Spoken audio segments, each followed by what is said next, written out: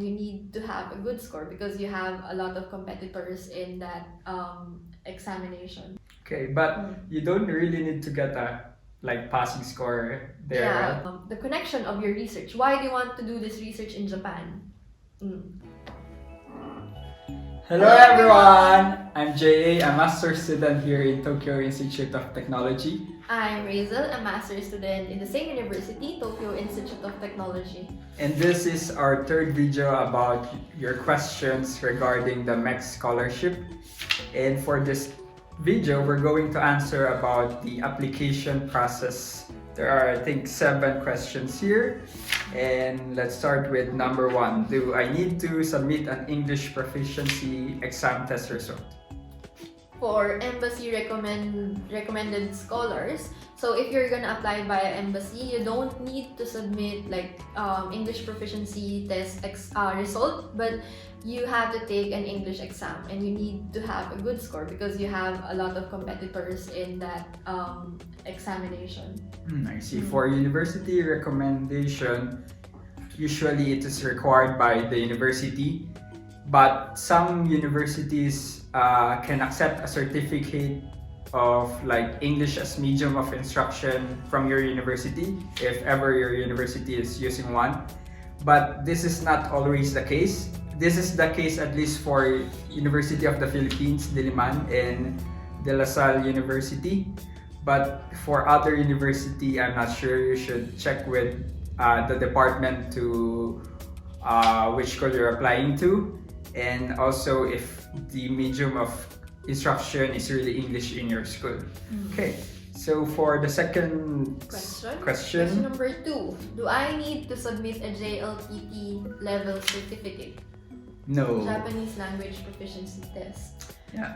So no, you're not required to have a good Japanese level or skills.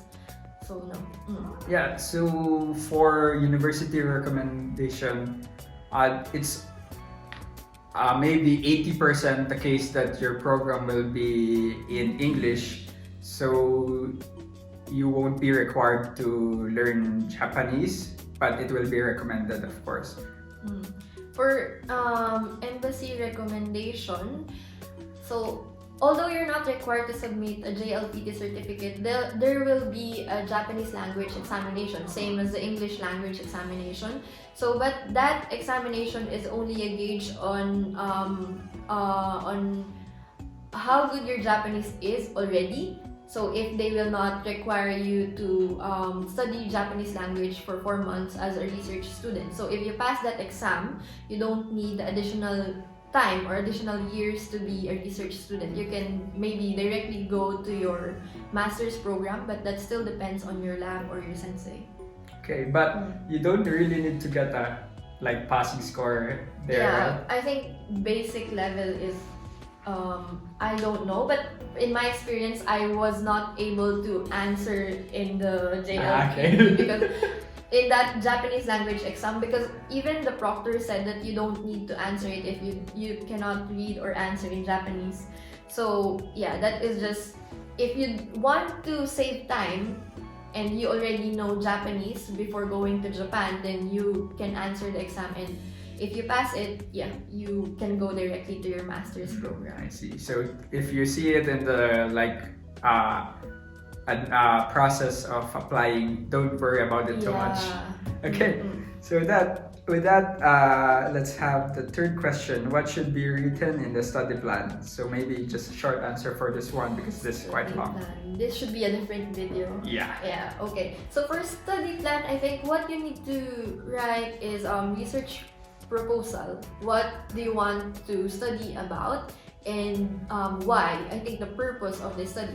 Maybe there is a good point if you're gonna include how it will benefit Japan and the Philippines, because that is the purpose of the scholarship. At least in embassy recommendation, that is what they wanted us to include in the connection of your research. Why do you want to do this research in Japan?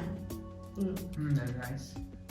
Yeah, for university recommendation, just the same thing, but maybe there isn't much thing about the benefit between Japan and the Philippines, but of course you can also put that. But in general, this is one of the biggest, or maybe the most important, one of the most important documents in the documents you're going to submit for the first round of submission. So yeah, please be careful with this one and make sure everything is excellent. Okay, so the fourth question is, can I use a previous research study for my research proposal? this is quite tricky, but if the research hasn't been finished, or you don't have plans to like publish it, and you think this is a really good study that is also a new thing or something that can wow your advisor, your prospective advisor, then you can use it. But in general, it's not recommended, I think. Previous research study.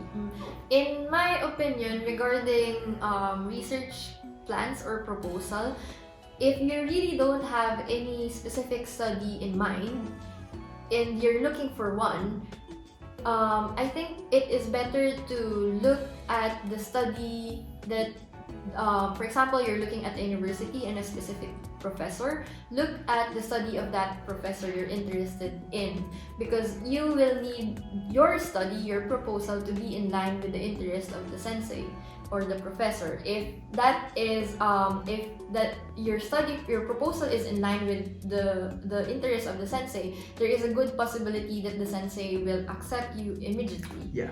So yeah, if you're just looking for a study plan or a research a specific topic, it is better to look for the research of the professors than look for a previous study plan. But if you really think this study plan is what you wanted to do, then go for it, and then look for a sensei that will match this specific study. But that will be, I think, a little difficult.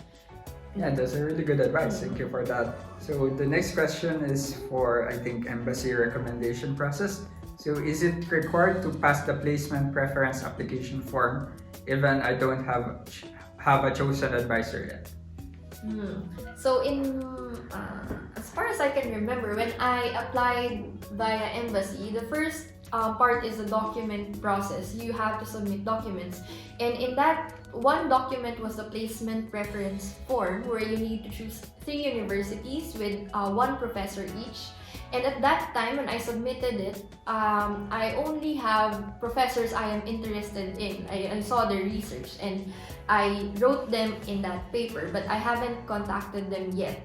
And then I submitted it in the embassy, and then after passing the whole embassy screening process, that is the documents, the exams, English and Japanese, and then the interview, after passing those stages, they will ask you to resubmit a placement preference form. So you will be submitting it twice. And in the second time you will be submitting it, that is the time you have to make sure that you already have a specific advisor, that you contacted him and he accepted you. So yeah, if you're asking if it's the first time, it's okay if you don't have a chosen advisor yet. You can put only the names of the sensei or the professors you're interested in. But the second time, I think you should be sure. You should be sure that the sensei will accept you. I see. So I hope that clears things out, because I get this question a lot. Okay, so with that, this number 6. Number 6. Is it really required to submit both original and photocopy of documents, especially transcript of records? Yeah, it's yeah, you're required to submit it.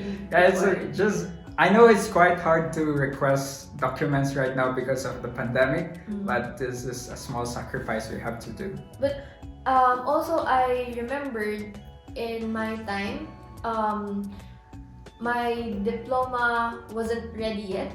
So I told my professor that it would arrive late, and he told me that it's okay. I think if you cannot get it on time, you can tell them, or maybe the embassy, you can tell them, because I remember that in the website they said that if, for example, you're an undergrad student right now and you're supposed to graduate maybe before you leave going to Japan, they will accept your application form even though you don't have the complete transcript yet. So it's like you will just submit it when it's ready or you finish your degree.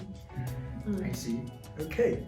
So last question for this video. How were you able to get a professor to accept you in his or her or their supervisorship?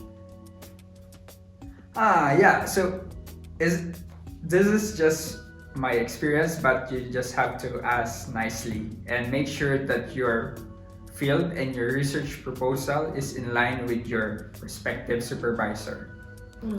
I agree with what Jay said. So what I mentioned a while ago is that your research plan or proposal should be the interest of your sensei. Otherwise, they will not. They will be hesitant to accept you because they wanted someone who already has a background at least of what they are doing. So it's easier. Yeah. So. Yeah. Okay. So that's it for this video, guys. So I think we have another one or a few more videos about your questions. And yeah, if you have more questions, just keep on coming. And yeah, this is Jay. I'm Rizel. And we'll see you in our next video. Bye bye.